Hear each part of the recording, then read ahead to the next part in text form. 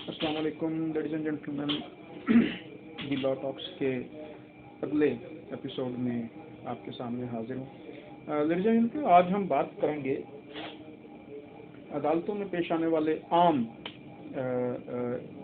वाक़ये की जानिब, जिसमें कुछ लोग जो हमारा सोसाइटल ट्रेंड है उसके मुताबिक अपने केस को जीतने के लिए या अपने कार्रवाई को जो उनके हक में होने जा रही होती है, अगर वो कोई फेक या फॉर्ज्ड डॉक्यूमेंट प्रोड्यूस कर सकें तो उस बाबत देखिए, अदालतों में रोज़मर्रा जो हैं वो ये कार्रवाइयाँ होती हैं। रोज़मर्रा ये वाक़यात पेश आते हैं कि जो है वो लोग जो कि किसी के ख़िलाफ़ कोई झूठी या अगेंस्ट द लॉ कार्रवाई कर रहे हों, तो उन्हें इस बात का डर होता है कि ये कार्रवाई जो है वो खारिज हो जाएगी या हमारे हक में नहीं हो पाएगी, तो इस बाबत वो कोई झूठी शहादत देते हैं या वो कोई झूठा डॉक्यूमेंट जो है दाखिल करते हैं, या ऐसा डॉक्यूमेंट दाखिल करते हैं जिसका कि कोई वजूद ना हो, या कोई ऐसा डॉक्यूमेंट करते हैं कि जिसमें जो वजूद हो लेकिन वैसे ना हो, यानी फॉर्जरी करते हैं, उसमें फॉर्ज कर मतलब जो है वो डॉक्यूमेंट पेश करते हैं या रद्दोबदल करके डॉक्यूमेंट में वो पेश करते हैं। इस बाबत कानून जो है वो क्या कार्रवाई जो है वो प्रोवाइड करता है, क्या रेमेडी प्रोवाइड करता है या क्या प्रोसीजर प्रोवाइड करता है, आज हम इस पर बात करेंगे। दो बातें ज़हन में रखिएगा कि इसमें दो कवानीन जो हैं वो डिस्कस होंगे।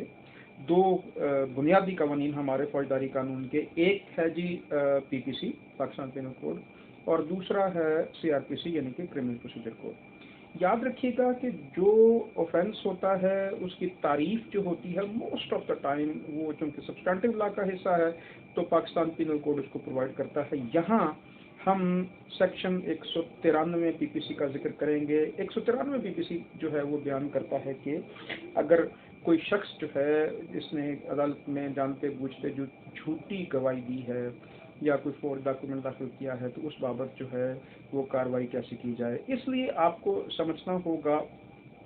देखिए, कानून कहता है कि जब आप 193 के तहत कोई ऑफेंस जो है अदालत देखे कि ये हुआ है तो फिर उसको 195 पीपीसी और 476 सीआरपीसी को मिलाकर पढ़ने से जो हमारे सामने एक प्रोसीजर आता है वो इसके ऊपर अप्लाई होगा। फिर आप आराम से इसको समझ लीजिए। 193 में जो है वो ऑफेंस जो है उसकी तारीफ है और 195 PPC read with section 476 CrPC, यहाँ इन तीनों सेक्शंस के बाबत जो है वो आप ये कार्रवाई इसका आगाज़ होगा। तफसील में जाने का इसलिए ज़्यादा वक्त नहीं होता इसमें, क्योंकि यहाँ पे स्कोप जो है वो महदूद है। ये एक ऑनलाइन जो है या एक रिकॉर्डेड वीडियो होती है कि जो अपलोड होती है चैनल पे, इसलिए जहाँ पे लाइव लेक्चर्स होते हैं तो वहाँ पे आप इन सारे सेक्शंस को जो है वो खुद ब खुद पढ़ना चाहते हैं। लेकिन यहाँ पे मैं रेलेवेंट जो है बात वो आपके सामने सेक्शन 195 जो कि बड़ा अहम है, मैं वो आपके सामने जो है वो पढ़ना चाहूँगा ताकि कुछ चीज़ें जो है वो बेसिक्स जो है इसकी क्लियर हो सकें। याद रखिए 195 जो पीपीसी है वो सॉरी 195 जो है वो क्या कहती है। 195 prosecution for contempt of lawful authority of public servant, prosecution for certain offences against public justice, prosecution for the certain offences relating to documents given in the evidence, and ये है सबसेक्शन 1 आगे है। सबसेक्शन 1 का जो सी है, जो most important इसकी clause है, वो आपके सामने पढ़ूंगा। Of any offence described in section 463 or punishable under section 471, section 475 or section 476 of the same code, means CRPC, when such offence is alleged to have been committed by a party to any proceeding, ज़रूरी है कि वो किसी proceeding का हिस्सा हो, वो party जिसने ये ऑफेंस कमिट किया हो, फॉल्स डॉक्यूमेंट देने का, झूठा डॉक्यूमेंट दाखिल करने का या झूठी शहादत देने का।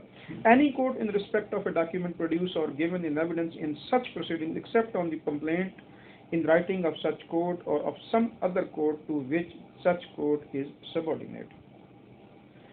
476 क्या कहता है? 476 एक लंबा सेक्शन है, इसकी बाबत जो है वो मैं आपके सामने थोड़ा सा इसका जो है वो पढ़ता हूँ ताकि जल्दी जल्दी इसको हम समझ सकें। 476 है procedure in cases mentioned in section 195 CRPC। When any offences referred to in section 195 prescribed Section 1, Clause B or Clause C has been committed in or in relation to a proceeding in any civil, revenue or criminal court, the court may take cognizance of the offence and try the same in accordance with the procedure prescribed for summary trials in Chapter 22. 22 chapter है CrPC का जो summary trial provide करता है, इसके तहत हम इस offence की प्रोसिक्यूशन जो है करेंगे। अच्छा जी, अब आगे हैं कि क्या जब ये फाउंड हो जाए मुकम्मल तरीके से तो फिर क्या होगा।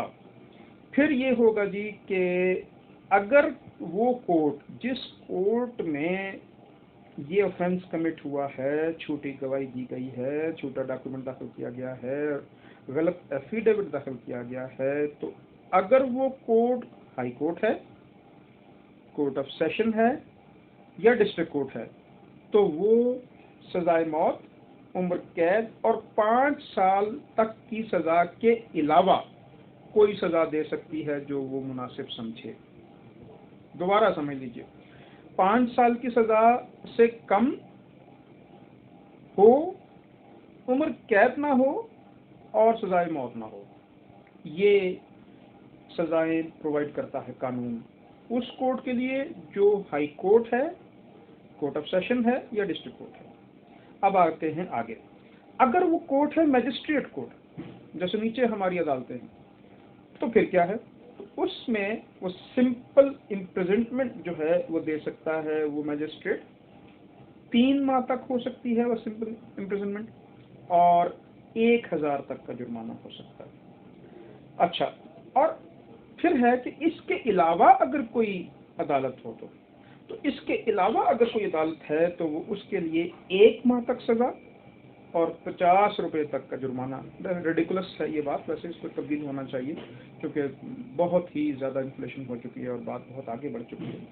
तो 50 रुपए तक का जुर्माना जो है वो दे सकती है। ख़वातीन और हज़रात, हमारी सोसाइटी में झूठ, फ्रॉड, 2 नंबरी और इसी कबील के जो ऑफेंसेस हैं उनको आर्ट कहा जाता है। हमारी सोसाइटी में अदालतों को चीट करने में, अदालतों में फ्रॉडुलेंट जो है वो केसेस करने में, झूठे केसेस करने में, वेक्सेशियस क्लेम्स जो है वो फाइल करने में दूसरी पार्टीज के अगेंस्ट, वो एक बाकायदा एक पूरा एक ट्रेंड है और इसको बढ़ावा देने में ज़ाहिर है जो है वो हमारी जो जब तक कानूनी मावनत ना हो तब तक ये नहीं होती। तो इसमें ये सारी चीज़ें शामिल हैं। हमें सोचना है कि हम बतौर सोसाइटी कहाँ जा रहे हैं। हमारी बतौर सोसाइटी, देखें, बड़ी आसानी से सोशल मीडिया पे ये बात जो है वो कह दी जाती है कि देखिए जी हमारा जुडिशल सिस्टम 100 पता नहीं कितने उसमें आप 128वें नंबर पर आ चुके हैं, यानी बहुत ही नीचे है आपका जो स्टेटस है being a fair and honest and upright judicial system. तो बात ये है कि जुडिशल सिस्टम में भाई सिर्फ अदालतें नहीं होती, अदालतें तो जुडिशल सिस्टम का एक हिस्सा है। जुडिशल सिस्टम में तो जनाब बार है, जुडिशल सिस्टम में जनाब पुलिस है, जुडिशल सिस्टम में जनाब आपका बाकी सारा अमला आपके साथ है, रेवेन्यू कोर्ट्स भी हैं कि जिनका लगने का या मैटर के डिसाइड करने का या उठने का कोई टाइम ही नहीं है, कोई तरीका ही नहीं है, किसी को पता ही नहीं होता कि वो अदालत आज लगेगी भी कि नहीं लगेगी। आज केसेस फिक्स हैं लेकिन जनाब जो मुतल्लिका जज साहब हैं, जो रेवेन्यू के जो एसी हैं या डीसी हैं, कोई और हैं, तो आएंगे भी या नहीं आएंगे भी। अगर आएंगे तो हमारे केसेस सुनेंगे भी कि नहीं सुनेंगे, अगर सुनेंगे भी तो हमारा फैसला जो है वो कानून के मुताबिक होगा भी कि नहीं होगा। तो जनाब ये भी पार्ट है जुडिशल सिस्टम का। आपकी बार्स भी पार्ट है जुडिशल सिस्टम का, जहां पे डेलिबरेटली अभी तक आपकी बार्स जो हैं वो झूठे वकला को, जो कि वकला ही नहीं हैं, अपनी बार से उनकी वोटिंग लिस्ट से शट आउट नहीं कर सके।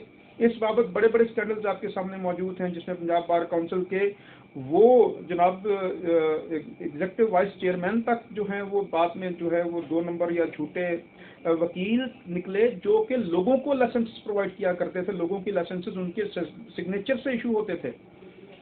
तो बात यह है कि सिस्टम, ये बात इतनी सादा नहीं है, बात इतनी आसान नहीं है। हमें पॉइंट आउट करने की बहुत आदत है। हमारी कौम दुनिया में बेस्ट तनकीद करने वाली कौम है, बेस्ट कीड़ा निकालने वाली कौम है, बेस्ट जो है वो आपको ताना देने वाली कौम आपको मिलेगी। और ये सोशल मीडिया ने तो बात बहुत ही ज़्यादा फैला दी है। एक रेडी वाला और एक पढ़ा लिखा तरीन शख्स जो है वो यहाँ पे बात करने में बराबर है। तो जो बात करेगा वो दोनों बातें अपनी अपने लिहाज से, अपनी तरबियत और अपनी एजुकेशन के लिहाज से करेंगे, आपके सामने जिस तरीके से बातें होती हैं। तो हमें इन सब को कर्ब करने के लिए, इस सारी चीज़ों को देखने के लिए हमें खुद मिन हैसुल कौम जो है वो आगे चलना होगा। हमें बड़ी स्विफ्ट लॉ मेकिंग करनी होगी। हमें अपना प्रोसीजर, जो एज ओल्ड सदियों पुराना प्रोसीजर जो हमें अंग्रेज दे के गए थे, हमें उसमें तब्दीली करनी होगी। सोसाइटी के जो ट्रेंड्स हैं, जो नए तकाजे हैं, उनके मुताबिक हमें लॉ मेकिंग करनी होगी। तो ये बातें जो हैं वो सोचने की हैं और देखने की हैं। यहाँ पे मेरा ज़ाहिर है काम है आपको बताना कि कानून क्या है और कानून किस बाबत बात कर रहा है। तो कानून की किसी अगले टॉपिक तक के लिए आपको जो है वो आपसे मैं इजाज़त चाहूँगा। अल्लाह हाफ़िज़।